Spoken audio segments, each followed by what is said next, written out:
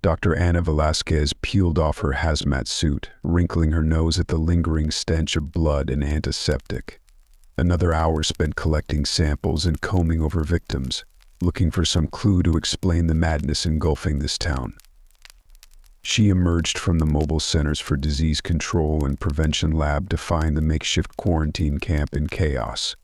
Soldiers shouted orders as they wrestled a struggling man to the ground, while nurses tried to soothe the cries of confused children. Anna felt the beginnings of a headache throbbing behind her eyes. 8 days had passed since little Matthew Johnson had been attacked by something. No one knew what. Since then, Greendale had devolved into a nightmare. 24 more maulings had been reported, and the violence was escalating daily. The Centers for Disease Control and Prevention had quarantined the town, working desperately to identify the culprit. The working theory was a virulent strain of rabies carried by animals, but the attacks were multiplying too rapidly. And the clinical presentation in the victims was like no rabies case Anna had ever seen. She spotted the familiar figure of her colleague, Dr. Miles Keller, stalking toward her. His expression behind his glasses was grim. "We've got 7 new cases overnight," he reported, "and 2 deaths, that firefighter who attacked the EMS team and Mrs. Birch from the high school." Anna swallowed hard. Christ, any closer to an answer? Maybe. "I think it is a virus, but it's mutating rapidly. Attacking the brain and adrenal glands, causing bursts of uncontrolled violence. We're seeing it jump between humans now without a vector. But we still don't know the source." "No," Keller admitted, "and containment is failing. At this rate, Greendale will be overrun or wiped off the map in a matter of days." Anna gazed around at the moaning victims, the exhausted doctors and soldiers growing more paranoid by the hour. Keller was right. If someone didn't find a solution soon, there would be nothing left here but blood and ashes. "Keep the samples coming," she told him firmly. "I'm going to run every test I can think of. We need an answer before this thing spreads beyond this town." Keller nodded grimly. But as Anna turned toward the lab, she could feel hope slipping away. She had a sinking feeling that the worst was still to come. Anna pressed her forehead against the cool glass of the lab window, gazing out at the setting sun. Behind her, machines whirred and beeped as they ran sample analysis. So far they had yielded nothing useful. A light knock at the door made her turn. One of the nurses stood there, face pale beneath her mask and scrubs.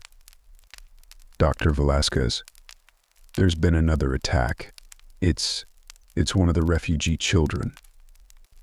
Anna squeezed her eyes shut. Not a child. God help them if this evil was turning its attention to the vulnerable now in its relentless spread. This town deserved better than to become a slaughterhouse full of tiny victims. She followed the nurse outside to find a small crowd gathered. Soldiers, doctors, and shell-shocked civilians muttered fearfully, glancing between her and the isolation tent that had become a makeshift morgue.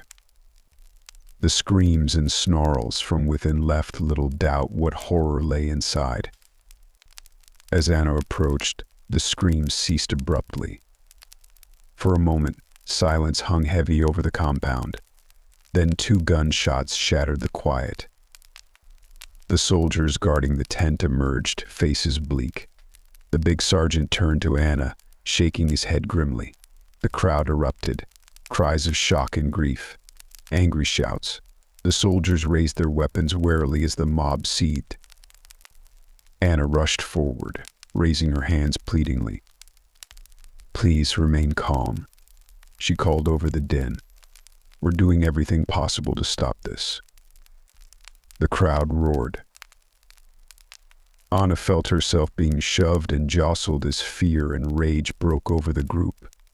She lost sight of the soldiers behind the press of bodies. Someone cracked the butt of a rifle against a man's skull and shouts turned to screams. Shoving through the melee, Anna felt herself come suddenly face to face with bulging eyes and bared teeth. One of the refugees, a woman she had tested herself that morning, glared at her with no recognition. Only frenzied hatred and feral hunger in her eyes. Anna reacted on pure instinct. Her hand plunged into her coat, closing around the grip of the 9mm pistol she'd taken to carrying these past frightening days. She drew it and fired point blank into the woman's chest. The gunshot seemed to echo endlessly in Anna's ears. She swayed on her feet as the woman dropped bonelessly to the dirt. For a nightmarish moment, the chaotic sounds of the riot receded, leaving only a high-pitched ringing silence. When noise and awareness rushed back in, Anna found herself staring down at her own trembling, outstretched hand and the smoking gun clutched in it. The coppery tang of blood hit her nostrils and she collapsed to her knees, vomiting helplessly. She had taken a human life in a moment of panicked reaction.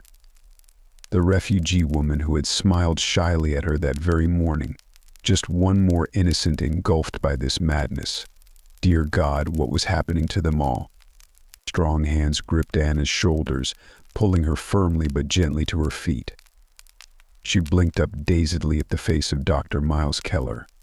His mouth was moving, but she couldn't make out the words over the ringing in her ears. She let him lead her away, the sounds of the ongoing chaos fading behind them. Anna moved in a fog, grateful when Keller pressed her gently down to sit against the wheel of a Humvee. She leaned forward, cradling her head in her hands and struggling to breathe through shuddering gasps. After a few moments, she became aware of Keller crouching patiently before her.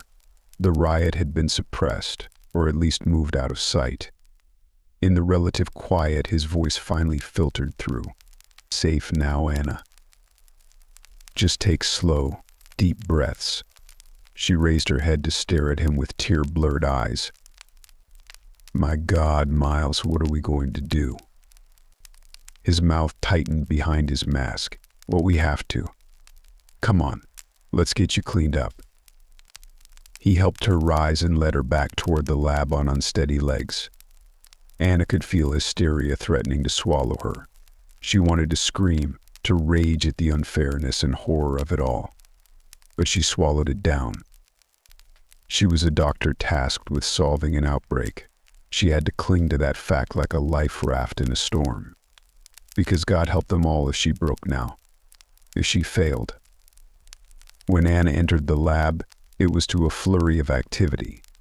Technicians rushed back and forth, shouting results and instructions. Dr. Keller quickly crossed the room to check a sample analysis. Anna stood numbly in the doorway, trying to make sense of the chaos.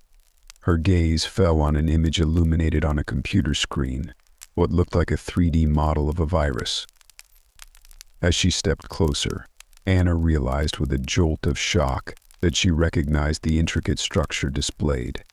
It was rabies, the same bullet-shaped virus she had studied for years, but surrounding it was a pulsating mass of unfamiliar proteins.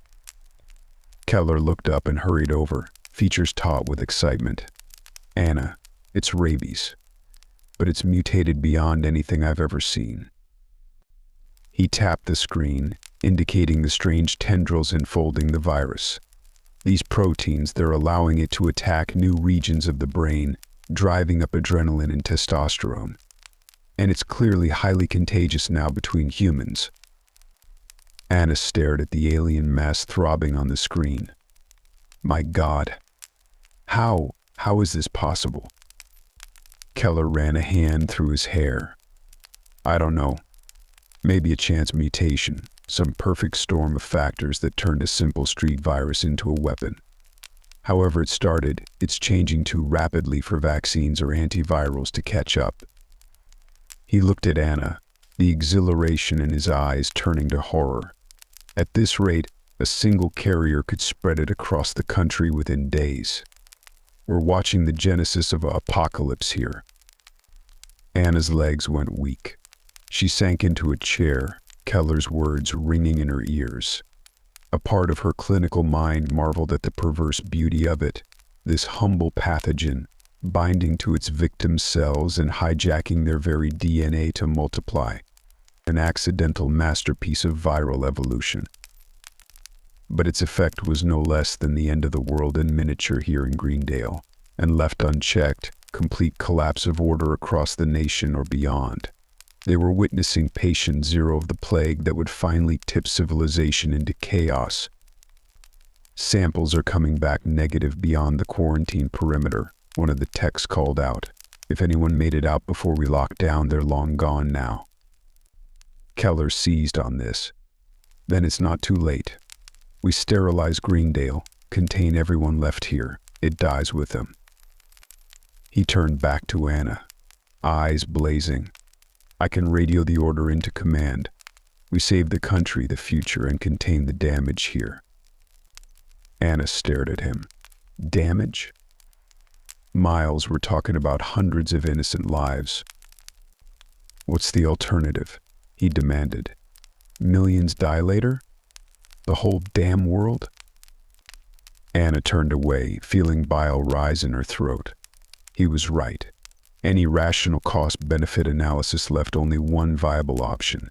She had to think beyond the individual tragedies unfolding outside the tent walls.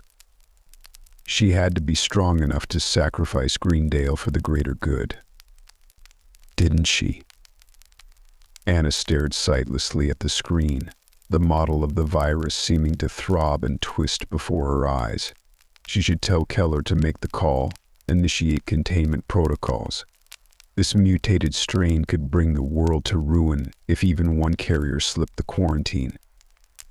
She might never forgive herself for signing hundreds of death warrants here, but it was the only logical choice. A technician's panicked shout cut through her racing thoughts. Dr. Keller, you need to see this. They hurried over to where the man was staring at a monitor, face bone white. Anna followed his gaze to video footage from the camp, apparently just minutes old. She clapped a hand to her mouth at the nightmarish scene displayed. Bodies lay strewn around the trampled compound, some hideously maimed. Soldiers fired desperately at bloody figures loping on all fours, impossibly fast and erratic. As Anna watched, one of the creatures paused to bend and rip a chunk of flesh from a corpse, like an animal feeding. Turn the audio up, Keller rasped. The technician complied, his face turning green as the screams and gunfire flooded the lab. Over the cacophony came a single, unearthly howl that raised the hairs on the back of Anna's neck. It sounded like nothing she had ever heard leave a human throat. Dear God, she whispered. It's mutating again, isn't it? Keller swallowed hard with an audible click. Evolving. Just like any virus strain encountering immune resistance. He looked at Anna, naked fear in his eyes for the first time. It's turning them into something else now. The tech suddenly gasped, pointing urgently as a new figure loped into view. It was the little refugee, the one they had been forced to put down earlier that day. But she was clearly alive now and changed. She moved with predatory grace on clawed, digitigrade limbs, a grotesque melding of human and canine features. As they watched, she paused to bend and lap at a spreading pool of blood, raising her head to bear a muzzle full of fangs with a guttural snarl. Anna's knees went weak, black spots swimming across her vision. It couldn't be. It was impossible. But there it was on the screen before her. The creature they had all whispered about as the death toll mounted these past days. A monster out of her darkest childhood nightmares. A werewolf. She became dimly aware of Keller shouting orders, of techs scrambling to gather data and samples. The creatures had breached the camp perimeter. Their last fragile containment had failed. Greendale would burn now, one way or another. But not before this new evil had broken free to spread its contagion further. They were witnessing the outbreak of a supernatural plague beyond comprehension. Somewhere in the distance, the howls were multiplying as the pack called to one another. And beneath it all, Anna heard Keller calling her name urgently. She tore her gaze from the screen to meet his terrified eyes. "You need to run, Anna. Get out and blow the story wide open. Make them understand what's happening here." She gaped at him. "What about you?" He gave her a gentle shove toward the door, even as he turned back to the computer. "I'm going to keep working until the last second. Buy you all the time I can." Anna hesitated, then pulled him into a fierce hug. "Good luck, Miles," she whispered hoarsely. Then she was running, bursting from the lab into a night turned hellish. The dark swarmed with darting forms, human and lupine, living and dead. She spotted a deserted Humvee and made for it, firing wildly behind her with the pistol she still clutched. Tires squealing, Anna crashed through the perimeter fencing. In the rearview mirror, she could see flames engulfing the lab and nearby structures, the last chance for answers burning to ash. She raced away into the night, one desperate woman carrying a message no one would believe. The horror would follow swiftly on her heels, and God help the world now in the path of its hungry spread. The outbreak was only just beginning. I tore along deserted back roads, swerving past abandoned vehicles and increasingly frequent signs of struggle. The virus had burned through Greendale faster than should have been possible, turning its residents or killing them outright. Already it was spreading outward along the evacuation routes. I knew I couldn't stop, though the urge to assist the scattered victims I glimpsed was almost overwhelming. Nor could I lead the monsters on my trail to the nearest populated area. But I desperately needed gas, food, ammunition, a working phone or radio. Spotting a dark farmhouse set back off the road, I turned down the long driveway. An old pickup sat empty out front, keys dangling temptingly in the ignition, but I wouldn't steal another family's chance at escape. I just prayed whoever lived here had already made it out safely. As I crept toward the porch, the moans and skittering movement from within turned my blood cold. Too late, I registered the metallic tang of blood on the night air. I started to back away slowly, but the front door creaked open. The two guys gazed up at me with feverish eyes, their shirts and hands sticky with gore. One held a dripping steak knife. My heart clenched even as my gun came up. "It's okay," I soothed desperately. "Just put down the knife and come with me. I can help you." Wordlessly they rushed me, teeth bared in feral snarls. I retreated, firing until the gun clicked uselessly empty. Then I turned and ran, hearing their pursuing footsteps and yips fade behind me. I made it back to the Humvee and floored the accelerator just as a hulking shape burst from the barn to give chase. Dark wetness streaked the muzzle and claws of what had likely once been the farmer. I left it raging impotently in my dust, the nightmarish howl chasing me for miles. Eventually I spotted the glowing sign of an all-night gas station. I pulled up to the pumps, hyper alert for any sign of danger. As I fueled up, I nearly wept at seeing the logo on the attendant's shirt through the window. My network. Please, please let the phone lines still work. I burst through the door to find the heavy-set clerk slumped below the counter, throat torn out. No time for sympathy. I vaulted over him to grab the store phone in blood-slick hands. Praying, I dialed the emergency line. Mercifully, it began to ring. After an eternity, someone answered. I babbled desperately into the receiver. Centers for Disease Control and Prevention, Greendale quarantine breach virus, werewolves. I must have sounded unhinged, but I pleaded for them to send help, to notify the authorities. Before it was too late.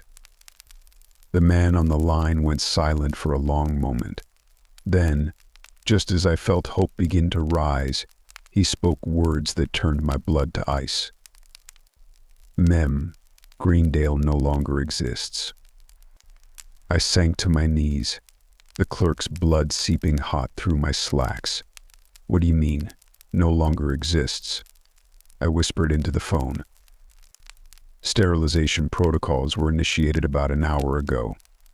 A thermobaric missile strike wiped Greendale off the map." A wave of vertigo washed over me. I should be dead right now, my ashes mixed with those of my colleagues, with potentially the only scientists who understood what we faced. I flashed back to those last minutes in the lab with Miles. He had known. Must have gotten word of the plan to burn everything while buying me time to escape. Part of me wished I had died with him. "Why?" I rasped into the phone. "The virus escaped the quarantine. You just destroyed the best chance to develop countermeasures, save lives.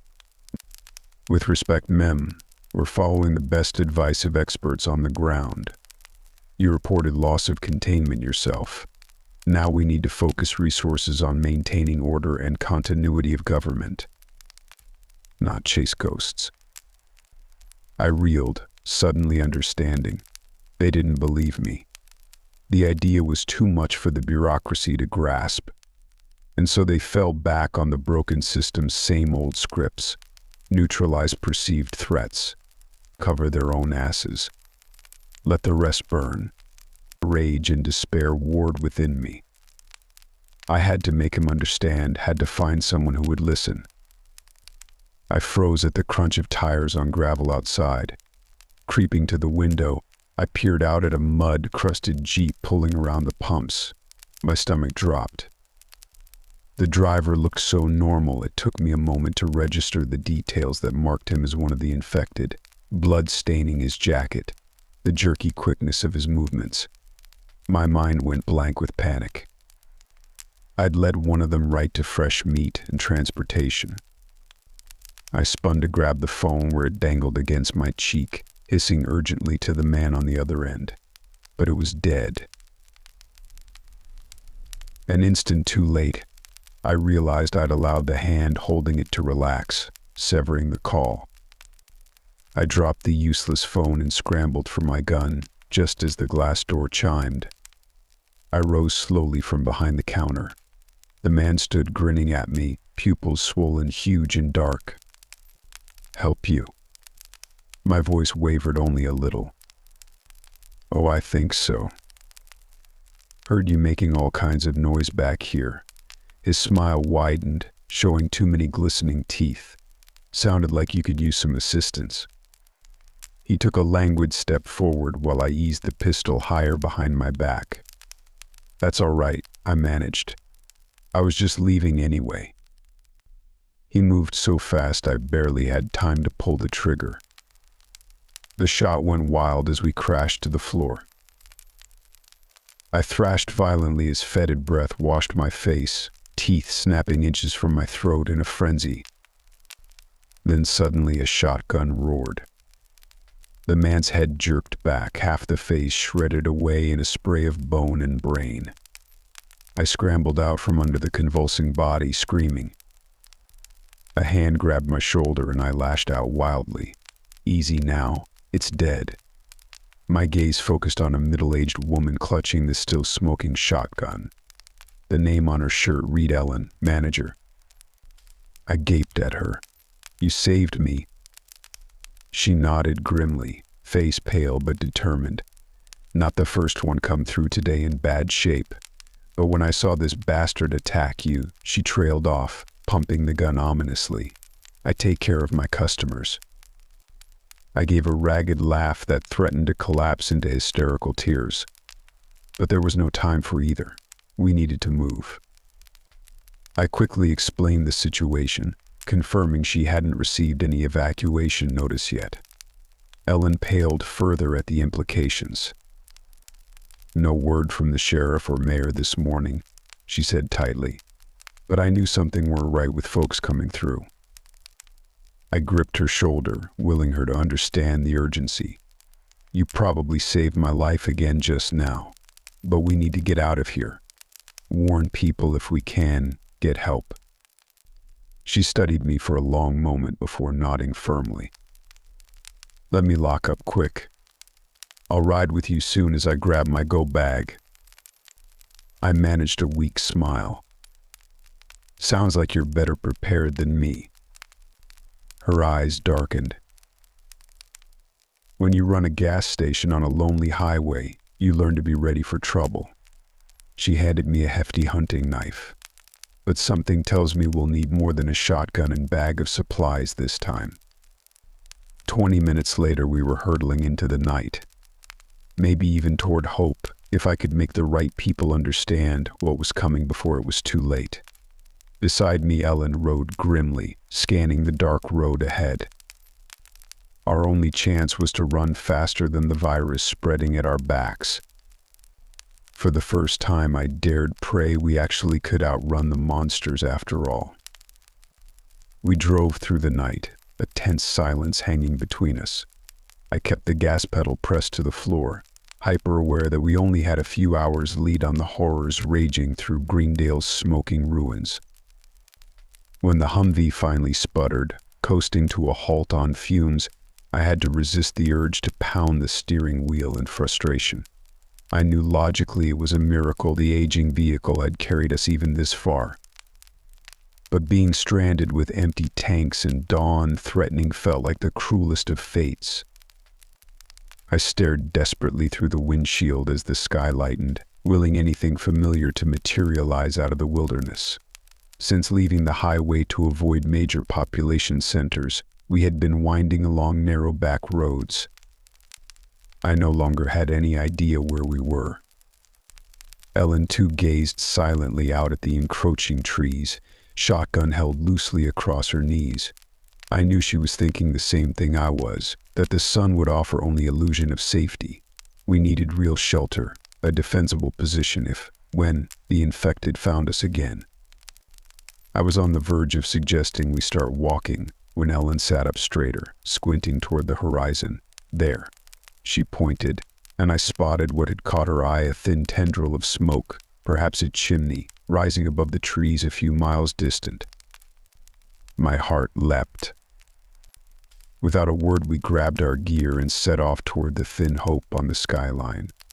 The going was rough on foot, the underbrush snagging viciously, but we were spurred on by growing certainty that safety lay ahead. If we could just make it in time. We stumbled from the woods near nightfall, scratched, exhausted, to find a picturesque farmhouse nestled in a clearing. A sturdy older man stood on the porch, rifle in hand, eyeing our bedraggled approach with suspicion that turned to surprise as he took me in. "Dr. Velasquez?" He peered closer, then broke into a grin. "I'll be damned, it is you. Remember me?"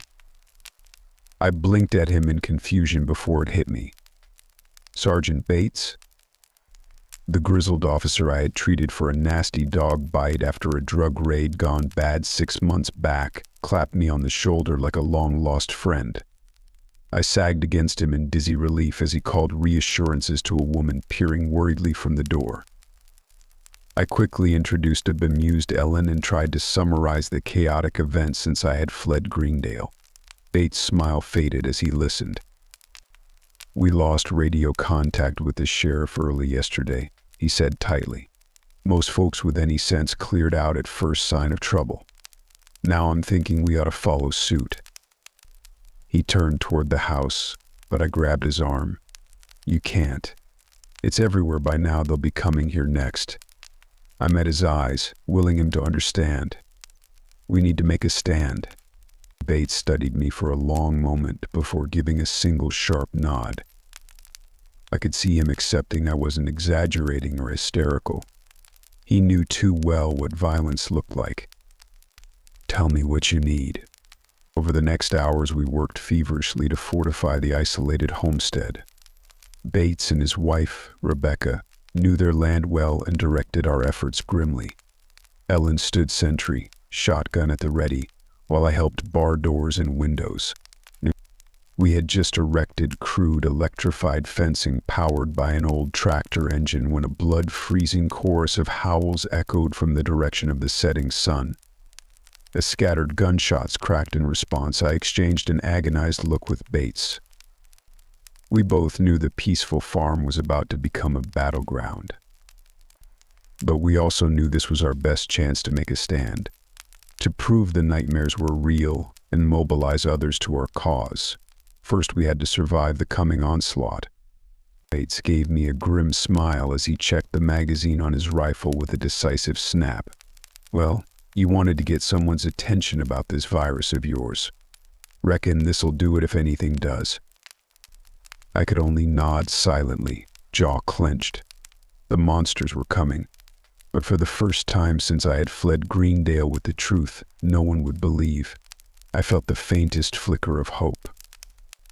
If we somehow made it to dawn this time, maybe finally we would be heard. Night fell with the creatures still prowling just out of range. We could hear them clearly now, snarls, skittering steps, occasional chillingly human cries of pain or rage. The infected were massing, preparing for an all-out assault. I paced the upstairs hall, peering out a window into the darkness. My hands trembled with fatigue and adrenaline where they clutched a rifle I barely knew how to use.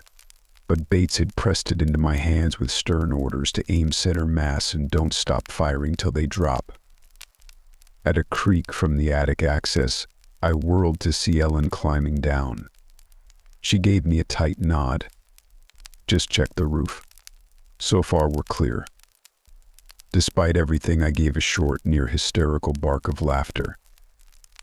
Good thing we don't have any helicopter parents in this neighborhood to complain about your vantage point. Ellen grinned weakly back. Wouldn't be the first time I had words with a customer. Her smile faded as a volley of gunshots and screams erupted outside. We crept to the windows, peering out at the chaos. The creatures had finally attacked the neighbor's house at the end of the long drive. Dim shapes swarmed through the darkness, while muzzle flashes marked the family's desperate stand. Then a larger silhouette appeared atop their roof, framed against the moon. It was a huge wolf-like beast, easily 5 feet at the shoulder. It seemed to survey the carnage for a moment, eyes blazing orange. Then it threw back its head in a bone-chilling, inhuman roar. The assault intensified, the pack flowing toward gaps in the defenses like a tide of living darkness. Soon the screams and gunshots fell silent. I thought I could hear the sounds of feeding. I squeezed my eyes shut, willing away the images of familiar faces rendered inhuman and predatory. The virus had transformed our closest neighbors into monsters, and we were next on the menu. I felt Ellen's hand on my shoulder. "We should get back downstairs," she said gently. I nodded, swiping at the tears on my cheeks. We descended to the living room where the others kept grim watch. Bates met my eyes, face etched with grief but jaw set. He knew what was coming as well as I did. Outside, the howls took on a triumphant edge as the creatures finished their first conquest and turned eagerly toward our refuge. Bates strode to the door, peering out into the night. When he turned back, I saw grim resignation settle across his features. He crossed the room to pull his wife into a fierce embrace, pressing his forehead to hers. "I love you, Beck," he murmured. "No matter what happens now, you remember that." Rebecca clutched him tightly, and I had to turn away from the intimacy of their goodbye. Ellen slid her hand silently into mine. I squeezed back gratefully, taking comfort in the human contact as the monster's footfalls drew inexorably closer. Soon gunfire and screams would fill this house too. We would sell our lives dearly, and by morning either we would be victorious or the beasts would inherit everything left standing. Either way, I prayed word would finally reach beyond this tiny farm of the monsters in our midst, of what had truly happened to Greendale and what lurked at our doorstep now. The battle was here. Win or lose, it was time for the world to know. We raised our weapons as the pack hit the perimeter. The creatures came in a wave of gnashing teeth and frenzied hunger, and we moved to meet them, to push back the dark for another few desperate hours. I fired until my rifle clicked empty. then scrambled to reload with fumbling hands. The creatures threw themselves recklessly against the barricades, heedless of injury. They knew we were trapped, our ammunition finite. This was a siege. Next to me, Ellen picked off any monster that made it past the first perimeter. Behind us, Bates coordinated the defense from room to room while Rebecca ferried ammo and supplies. For now, we were holding our ground. But we were still badly outnumbered. During a brief lull, I risked a glance through the slats over the windows. My stomach turned to see familiar neighbors and strangers alike reduced to slobbering beasts, faces rendered unrecognizable by protruding muzzles and dark, mad hunger. One hulking creature paused in the chaos to meet my gaze, eyes glowing with malignant intelligence. It was the monster from the rooftop earlier, the pack leader, Michael, Matthew Johnson's attacker, patient zero of this nightmare. I saw recognition flare in its gaze. I was a ghost from the old world this thing had destroyed, the only survivor to have witnessed its birth. Now it had come to finish the job. With a roar, it charged the house, crashing bodily through the wooden steps. The pack followed the breach eagerly, the battle lines collapsing inward. We struggled to contain the sudden influx, giving ground grudgingly. Soon we were forced upstairs, the creatures occupying the first floor. Their eerie cries echoed through the rooms as they fed. We retreated to the attic, the last defensible corner, ammunition running low. Our hopes of rescue fading by the minute.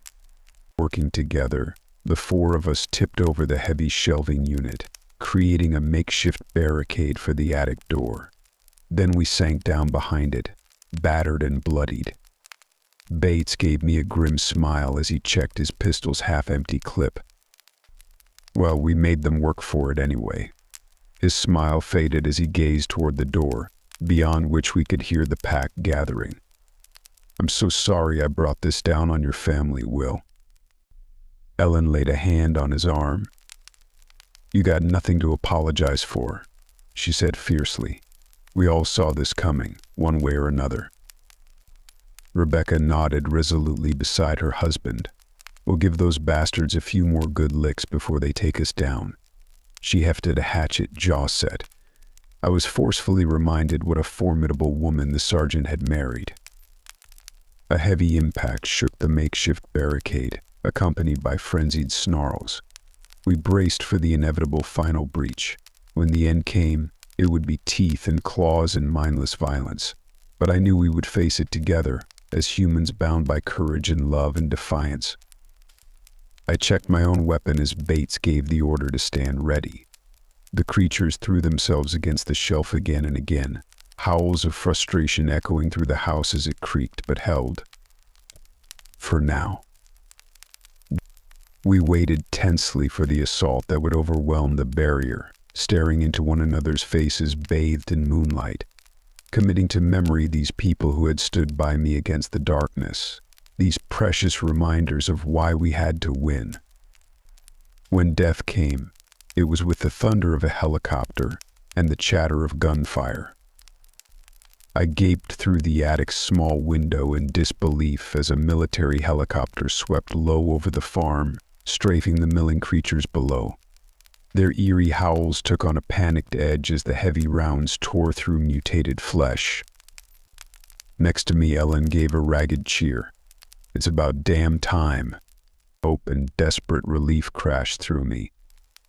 I wanted to sink to my knees and weep at this 11th-hour reprieve, but stern training kicked in, propelling me toward the attic door. We needed to assist however possible and make contact. The others followed hastily as I shouldered the trapdoor open. The farmhouse interior was a nightmare tableau of blood and death. We picked our way urgently down the stairs, toward the continued sounds of gunfire outside. Emerging onto the front porch, we found ourselves facing a squad of soldiers advancing from the tree line. Night vision goggles and heavy body armor marked them as special forces. The unit fanned out swiftly around us, weapons tracking the darkness. One of them flipped his face shield up, addressing Bates. "Sergeant William Bates?" "Dr. Anna Velasquez?" At our stunned nods, he gave a brisk nod. "Captain Russo, Delta Force. We're here to extract you folks out of this clusterfuck." I stepped forward urgently. "Thank God you came when you did, Captain. We have critical intel about what's happening here." He held up a hand. "All due respect, Mem, I don't need to know. My orders are to pull your asses out by any means necessary so the eggheads can pick your brains." I blinked, taken aback. Before I could respond, Bates was moving forward angrily. "Now you just hold on a damn minute," he growled. "These things have slaughtered my neighbors, destroyed everything in their path since yesterday. You can't just—" He broke off as one of the soldiers shouted a warning. We turned to see a dark shape explode from the barn. It was the pack leader, the monster Michael had become. Blood poured from wounds, but rage drove it onward. It hurtled toward us, heedless of the bullets tearing through its massive form. Then it leapt with claws outstretched for Captain Russo's unprotected face. Time seemed to slow. I saw Bates shove the soldier hard out of the path of those killing talons. Saw the flash of the captain's sidearm as he brought it up too late. The flat crack of the pistol was swallowed by Bates' agonized scream. I watched in horror as the creature latched onto the sergeant, jaws closing on his shoulder with the crack of bone. Before any of us could react, both figures toppled over the porch railing into the dark. Gunfire erupted wildly until Russo roared for a ceasefire. In the aftermath, only silence and the acrid tang of gun smoke. I stumbled to the railing, peering desperately into the night, but there was no sign of man or monster. Rebecca's wrenching cries cut through my shock. I turned to see Ellen holding the woman back from flinging herself over the railing after her husband. My heart broke at the anguish and lost twisting her features. After endless moments, Captain Russo stepped quietly to Rebecca's side. "I'm sorry about your husband, Mem," he said gruffly. "Truly. But we need to finish the extraction." At her look of utter disbelief, he added more gently, "I know it don't mean much now, but Bates died a hero today." Rebecca searched his face through tear-blurred eyes. Then she drew herself up, jaw set. "Damn right he did, Captain. We all did. Now get us the hell out of here so we can make sure it meant something."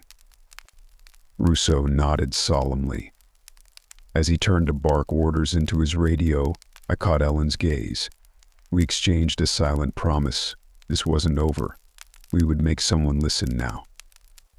As the helicopter rose into the night, I peered out at the fires consuming the little farmhouse below. We had won a battle here this night, but the war was only just beginning. The military transport helicopter thundered through the night sky. I stared numbly out the window at the fires consuming Bates' farm below, still struggling to process all that had happened. Barely 12 hours had passed since Ellen had saved my life at that lonely gas station. Now we were the battle-weary survivors of a horrific siege against creatures that should not exist outside of myths and horror movies. Yet the images were seared into my memory. Mad, hungry eyes glowing in the darkness, gnashing teeth and clawing hands battering relentlessly at our sanctuary, the screams and gunfire as the brave defenders were dragged down one by one. And poor Sergeant Bates, whose last selfless act had enabled the rest of us to escape the slaughter. I glanced over at Rebecca, taking in her rigid posture and white-knuckled grip on the seat. Her face was carved from stone, but the grief roared just behind her eyes. I wished I could offer some words of comfort, but my own thoughts still spun chaotically. Beside me, Ellen shifted, leaning close to murmur under the thrum of the rotors. "Any idea where they're taking us?" I shook my head helplessly. My faith in the system I had served so dutifully was badly shaken. If the establishment had been willing to write off Greendale and everyone in it, how far would they go to bury the truth now? As if reading my thoughts, Ellen gripped my hand tightly. "We ain't done fighting yet, Doc," she said, eyes boring fiercely into mine. "We got out so we could tell folks what evil walked into my town, what's still coming for them." She nodded firmly behind us at Rebecca's rigid form. "She knows it too. We make them listen, make them believe." I squeezed her hand back, anchoring myself against her steady strength. She was right. The story was out now, born on wings of fire and blood. And we owed it to all those lost back there to be heard. I straightened my shoulders, fatigue momentarily receding under a surge of determination. "You're right. This isn't over." I turned to Captain Rousseau, where he conversed quietly with the pilot up front. "Captain, we need to talk about what happened back there. It's critical you understand." He half turned, raising a hand to cut me off. "With respect, Mem, I meant what I said earlier. My orders are to get you to the research facility for debrief, nothing more. I don't need to know any more than that." I clenched my jaw, tamping down a flare of frustration. "Well, I'm telling you anyway. Because your superiors are wrong if they think this was an isolated incident. Whatever is happening is going to spread exponentially if we don't." A sudden curse from the cockpit cut me off. I glanced up to see the pilot hunched over the instrument panel, stabbing his finger at the radar screen. "Sir, I've got 8 unidentified contacts closing fast." The captain lunged forward, face paling at what he saw. "Evasive action now," he barked. But it was already too late. The transport heaved violently as massive shapes slammed into it from all sides. The hull groaned and buckled under the assault. Fire alarms screeched a warning as we began to lose altitude, the ground spinning dizzyingly toward us through the window. Race for impact. Rousseau roared. Those of us in back could only clutch our restraints helplessly as the crippled chopper plunged downward. The last thing I saw was the dark tree line hurtling up to meet us. Then came in bone-shattering impact and oblivion. I clawed my way back to agonized consciousness, flames and chaos swimming in my vision. It took long moments for my stunned brain to rebuild reality from the disjointed, nightmarish impressions around me. I was still strapped into a seat in the mangled helicopter, which had carved a long furrow through the forest before finally coming to rest. Acrid smoke choked the interior, broken only by the hellish flicker of spreading fire. Twisting against the pain in my battered body, I frantically scanned the gloom for the others. A few feet away I could make out Ellen sprawled motionless across her restraints, and there was Rebecca slumped forward, blood trickling from her hairline. I called their names hoarsely but got no response. Struggling with numb fingers, I managed to unlatch my seatbelt and half tumbled, half crawled over to check Ellen first. I nearly sobbed in relief when I found a steady pulse beneath the bruises and cuts marking her face. As I shook her gently, her eyes fluttered open with a soft groan. "Oh, thank God," I choked. "Can you move? We have to get out of here."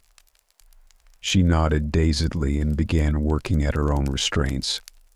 I quickly checked on Rebecca, relieved to see her stir as well, though her eyes were glazed with pain and shock when they met mine.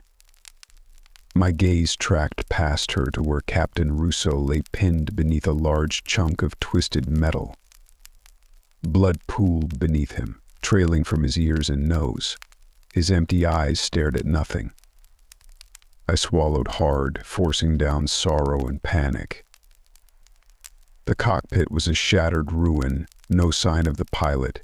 It was just us three now, alone and injured in hostile territory. The crackle of growing flames drew my focus back to the immediate crisis. We had only minutes before fire or smoke incapacitated us. Helping the other two women extricate themselves, I half dragged, half carried them through the warped side door. We moved as quickly as our battered bodies allowed, collapsing on hands and knees, just as a massive explosion rocked the wreckage behind us. I shielded Rebecca and Ellen reflexively, as flaming debris rained down through the trees. When we finally looked up, it was to a scene straight out of hell. The burning helicopter painted the forest red and gold. Rising smoke obscured the stars, and all around, pairs of glowing eyes watched hungrily from the darkness. We had survived the crash only to land right back in the monster's clutches. They had tracked us unerringly, and now there would be no last-minute rescue. I met Ellen's frightened eyes, seeing my own bleak realization reflected there. After everything we had suffered and sacrificed to escape this fate, after coming so agonizingly close to safety, we had failed. There would be no escape this time. No final stand or rescue. Just the ravenous horrors swarming the firelight, eager to feast. I gripped my companion's hands tightly as the pack closed in. If this was the end, we would face it as we had every trial so far, together. I straightened my spine and lifted my chin, refusing to cower even as the creature's dead-eyed stare promised a fate beyond nightmare. When oblivion claimed us, it was not teeth and claws, but a tranquilizer dart. The last thing I saw as consciousness faded was a figure in hazmat gear bending over us. Then darkness rose up, and I knew no more. I awoke to sterile white walls and the steady beep of medical machinery. My body felt wrapped in gauze and pain medication, cushioning me from the horrific abuse it had endured over the past 48 hours. I might have believed it all a fever dream, if not for the very real armed guards stationed outside my door. As the events leading up to my sedation returned, I jerked upright in panic. Where were Ellen and Rebecca? Had we truly been rescued or captured by some unknown faction? Before I could work myself into a frenzy, a familiar voice spoke from nearby. "Welcome back, Dr. Velasquez." I turned to see Dr. Miles Keller rising from a chair in the corner, features etched with fatigue but very much alive. I gaped at him. "Miles." But I thought Greendale.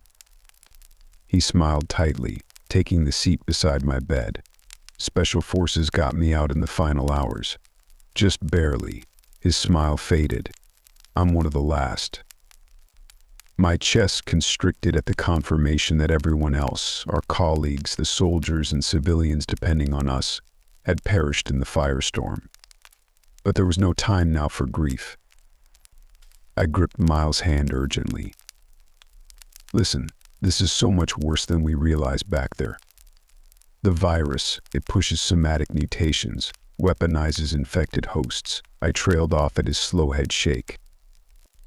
"I suspected as much once things started deteriorating, and your tissue samples confirmed it."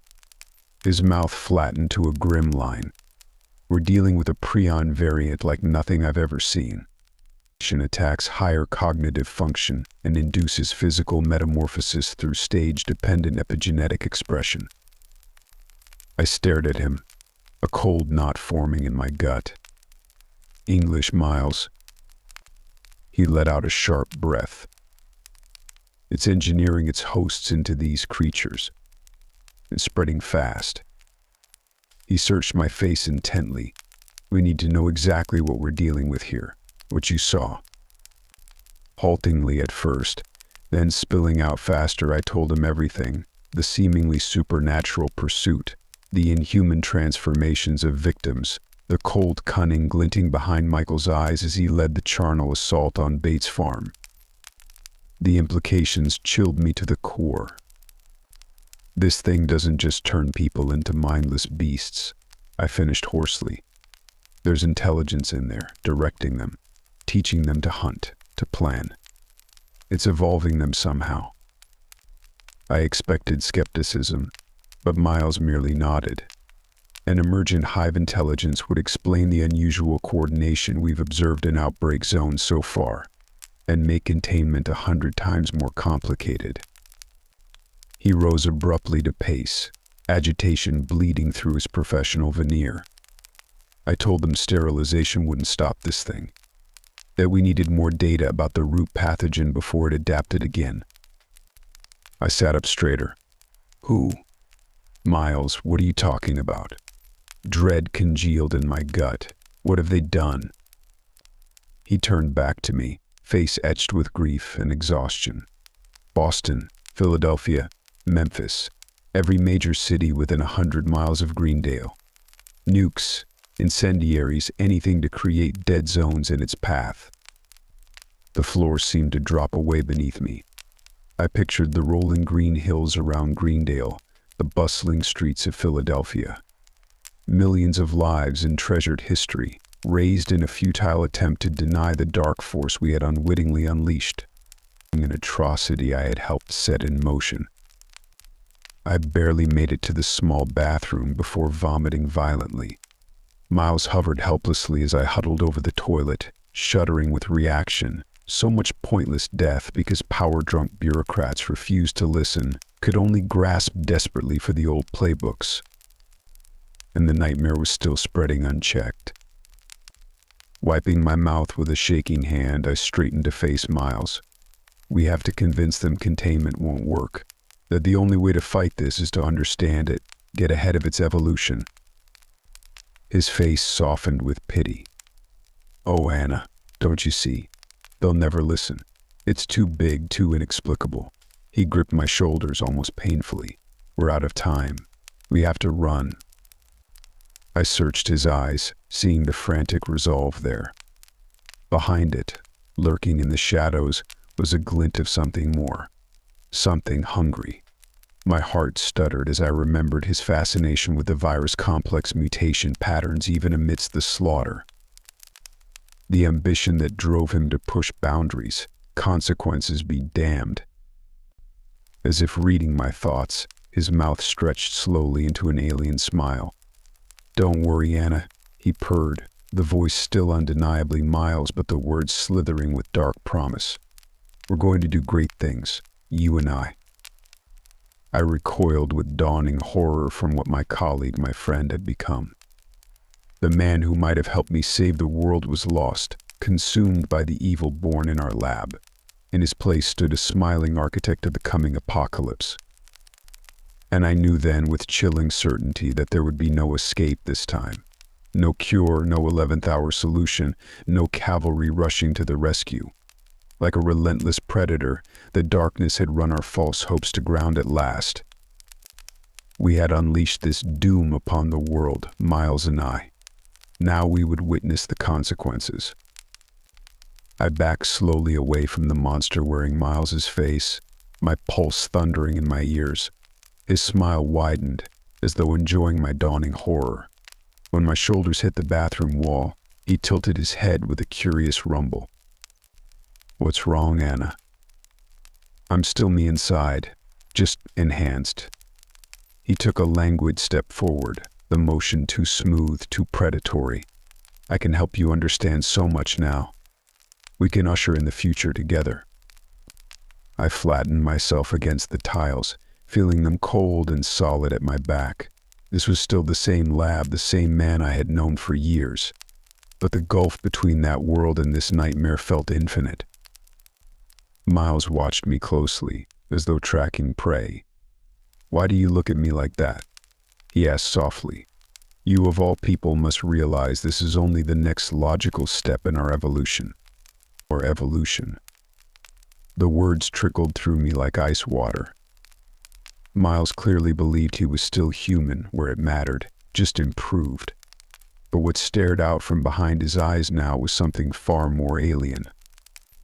A glimpse of the monsters we might all become, body and mind twisted by viral imperatives we could scarcely comprehend. I forced myself to meet that unsettling gaze. The only thing I understand, I said slowly, is that the Miles I knew is gone. Consumed from the inside.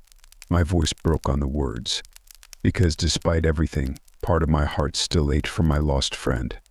A word flashed across his features. For a fleeting moment I thought I glimpsed the old Miles peering out from behind the madness. Then his face hardened, the alien cunning returning. You'll change your mind once you turn. It's amazing, Anna, the clarity, the power. He leaned closer, teeth bared. I can guide you through it. Before I could react, he lashed out with impossible speed to grab my wrist, yanking me forward. I struggled wildly, screaming for the guards. Miles just laughed. As I stared into the feverish hunger in his eyes, I knew with chilling certainty that no one was coming to save me this time. When the door burst abruptly inward, it was almost anticlimactic. Miles reeled back with a snarl as a dark figure plowed into him, carrying him to the floor. I collapsed in limp relief at the sight of Captain Rousseau pinning my crazed colleague beneath his greater bulk. "You all right, Mem?" Rousseau barked over Miles's shrieking. At my dazed nod, he withdrew a syringe and jabbed it into the scientist's thrashing neck. Within moments, Miles went still. I could only gape as Rousseau hauled the unconscious man up, muscles bunching under his torn uniform. My overwhelmed mind couldn't make sense of his sudden resurrection. "But we saw you die," I finally managed. Rousseau's mouth flattened, old grief haunting his eyes. Price was the one who didn't make it. It should have been me. He shook off the memory, features hardening. Soon as I came to and got my bearings, I went to find you. I've been tracking you and your friends since yesterday. My friends, I pushed off the wall urgently. Ellen and Rebecca, are they? They're fine, Rousseau assured me. I've got a team prepping a chopper for Exfil now. Time we disappeared before folks get too curious about your work here. He hefted Miles's limp form meaningfully. I stared at him. What do you mean, disappear? He grinned mirthlessly. Let's just say I prefer my chances against those things out there over the shitstorm coming down the chain of command soon. The only move left is to get off the board completely. I searched his face, this soldier who had seen the truth and chosen conscience over orders. And for the first time since fleeing Greendale with the impossible story no one would believe, I felt the smallest spark of hope. Rousseau jutted his chin toward the door. You coming, Doc? I drew myself up, looking from his resolute expression to Miles's unconscious face. The only friend left from my old life, the man who still inhabited the monster in flickering moments. Somehow I knew with bone-deep certainty that the key to stopping this plague lay within Miles's mutated DNA. That glimmer of humanity persisting within the viral imperatives might be the weapon we needed. I met Rousseau's gaze steadily. Give me 10 minutes. Then we end this. He studied me a moment, then gave a sharp nod. As he hauled Miles away, I turned to gather my precious research materials and gear.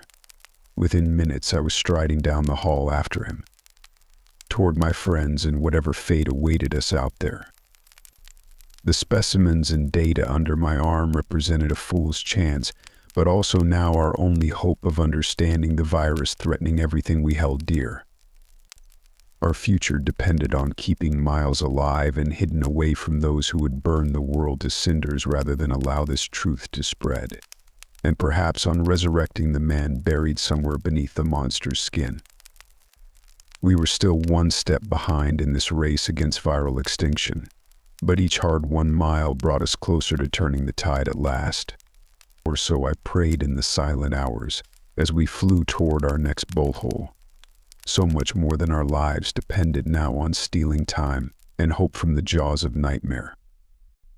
We flew through the night, a ragged band of fugitives clinging to a fool's hope of turning the tide against the viral extinction nipping at our heels. I kept vigil over Miles' unconscious form, monitoring his condition with a hollow sense of dread. His vital signs remained stable for now, the monster inside him temporarily caged by sedatives and restraints. But we were living on borrowed time. As the first gloomy light of dawn crept over the landscape far below, Rebecca made her way forward from the cramped passenger bay. She eased stiffly into the co-pilot seat, handing Rousseau a steaming mug of coffee. He gave her a grateful nod before returning his attention to the instruments, face etched with fatigue. Rebecca sipped her own drink, gaze distant. Since departing the airfield, she had been preoccupied, speaking little even to Ellen. I knew she was turning inward to process her grief and the uncertain future we now faced. But I also suspected she was hiding something beneath her composure, a hairline fracture that might widen to consume her. On impulse, I unbuckled, picking my way forward to join her. She glanced over with a wan attempt at a smile as I lowered myself into the seat. For a few moments, we simply watched the sky lighten in silence. Finally, I ventured softly. "How are you holding up?" Her mouth flattened, eyes still fixed straight ahead. "I'll let you know when we're done shoveling shit uphill here." At my concerned look, she exhaled heavily. "Ain't got time to fall apart with the world ending, Doc. I'll carry my piece until it's done." I hesitated, hating to push when she was clearly clinging to composure by her fingernails. But I sensed a gathering storm behind her stoicism. "Rebecca, if you need to talk, or if it becomes too much." She did turn to me then, a dangerous glint in her reddened eyes. "You saying I can't handle this?" Before I could respond, she jabbed a finger toward the medical bay where Miles lay. "We're hauling around the monster that tore my husband apart. And you want to bench me if I get too emotional?" I raised my hands placatingly. "That's not what I meant. I know what will meant to you, what we're asking you to endure." I met her fiery look earnestly. "I just want you to know you don't have to shoulder this alone." For a long moment, Rebecca just stared at me, jaw working. Then something seemed to give way behind her eyes. She slumped back in her seat, looking small and terribly exhausted. "I can still hear him screaming sometimes," she admitted hoarsely. "Feel his blood on my hands from trying to hold him together." She blinked hard, fighting back tears. "That thing back there has Will's death written all over it. One twitch of its mouth and it's that night again." I ached for her. This woman who had suffered so much and yet stubbornly kept putting one foot in front of the other when she had every right to lay down and surrender. On impulse, I wrapped an arm around her shoulders. For an instant, she stayed rigid. Then I felt her lean subtly into the contact as she pulled herself back from the brink through sheer iron will. We sat like that as the rising sun set the clouds aflame in brilliant hues of orange and crimson. It was painfully beautiful, a declared defiance of the darkness that had swallowed so many. Rebecca drew a shuddering breath, straightening slowly in her seat. "I can do this, Anna," she said roughly. "I have to. For Will and everyone else we lost." She dashed the lingering wetness from her eyes, mouth setting in a determined line. "We're gonna burn this whole fucking virus down if it kills us." I gave her shoulder a last squeeze before retracting my arm. "Together then," I said solemnly, "whatever comes." She nodded, the fire returning to her eyes. I left her gazing fiercely out at the painted sky, standing witness to the light's inevitable victory over shadow. We had miles yet to go, and the night pressed close behind. But I knew with sudden conviction that Rebecca would lead the way unflinching to the end. We sat down in the remote wilderness as the last light faded from the sky. This far from the viral hot zones, the world seemed untouched by chaos. But I knew it was an illusion. The devastation would find its way even here soon enough, if we failed in our mission. I gazed out at the thick forest edging our makeshift landing site, the mountains rearing craggily against the night sky behind. It was isolated enough, but hardly a defensible location long term. We needed shelter, equipment for the lab, the connections to the outside world once we had something actionable to share. As the rotor spun down, I turned to Russo with a questioning look. He gave me a grim smile. "Just a quick stop for now.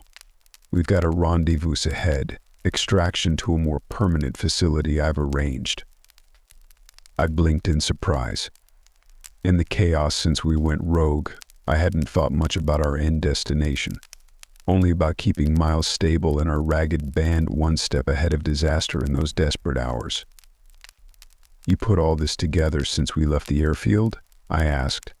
Where exactly are we headed? Somewhere we can do our work without interference. Russo popped the bay door, flooding the cabin with cold mountain air. Let's get prepped to move out. We shouldn't linger this exposed. I followed him curiously from the chopper. The facility he had mysteriously arranged represented our first real chance to understand the virus threatening the world, to probe the mysteries of mutation and hive intelligence lurking in Miles' blood, potentially even reverse engineer a cure. But all that depended on finding shelter and equipment for the lab. As the others began unloading gear from the transport, I pulled Russo aside. Captain, I need to know more about this place you're taking us. What kind of resources and security are we looking at? He held up a placating hand. I understand you have questions, Doc, and you'll get answers soon, I promise. At my doubtful look, he gave me a frank stare. I just need you to trust me a little longer, please. I searched his face, reminded again how much I owed this man. Russo had protected us, facilitated our escape from certain death more than once now. And his conscience and loyalty had weathered every revelation so far, even as the institutions he served crumbled to dust. If anyone had earned my faith, it was him. I dipped my chin in silent assent. Russo clasped my shoulder, relief etched across his worn features. Thank you. I know it's been a leap of faith so far, but we're close now. I offered a wan smile. Well, we've come this far on hope and fumes. What's one more night? His answering grin was interrupted by a shout from Ellen. We turned to see her pointing urgently toward the tree line. I froze at the sight of multiple pairs of eyes glinting in the shadows, reflecting the landing lights with a predatory sheen. Russo immediately drew his sidearm, placing himself between us and the threat. But the creatures made no move to attack. They simply watched, their unblinking focus raising the hairs on the back of my neck. Captain? Rebecca asked tersely. Easy now, he murmured. They seem to just be tracking us. Observing. They know what we have, I said, pulse quickening as I glanced toward the chopper. This is patient 0, the first infected. Their cornerstone. Russo nodded grimly, which means where we take him, they're likely to follow. The damn hive mind at work. He kept his gun leveled on the silent watchers. Grab what gear you can quickly. We're not sticking around to find out what else they called in. Working rapidly, we gathered our essential equipment in Miles' unconscious form. Within minutes, we were bundled back into the transport, the doors sealing us off from the night and its haunting eyes. I peered out the small window as we lifted off, watching our observers melt back into the forest. They made no attempt to stop us. They didn't need to. The viral collective consciousness would continue tracking Miles through his unique psychic signature in the hive mind. Until we unraveled that mysterious connection, there would be no shaking the shadow of the monsters. I just prayed Russo was leading us someplace truly isolated. Somewhere with defenses sufficient to meet the storm already gathering on our heels. The next sanctuary would likely be our last stand. Russo kept us flying low through the night, following some internal compass toward the promised shelter. Inside the darkened cabin, we spoke little, the atmosphere tense. But I noticed Rebecca sticking close to Ellen now rather than turning inward. And Russo leaning over periodically to murmur something that brought a flicker of a smile to Rebecca's face. Small gestures of comfort and solidarity, but vital bulwarks against despair. We were a microcosm of trust and courage holding strong against the spreading night. Surely even these humble weapons would count for something in the end. Surely we would make them enough. Dawn was breaking as we descended toward a small, camouflaged hangar nestled at the base of a soaring mountain. The facility was surrounded by chain fencing and imposing security cameras.